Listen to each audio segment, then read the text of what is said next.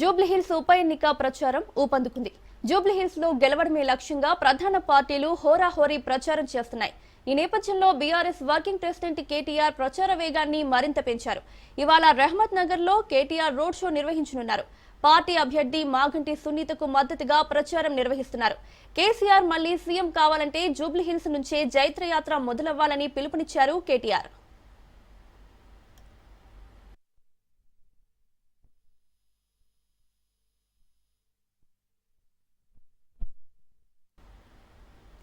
మరోవైపు జూబ్లీహిల్స్ నియోజకవర్గంలో కాంగ్రెస్ హోరాహోరీ ప్రచారం నిర్వహిస్తోంది.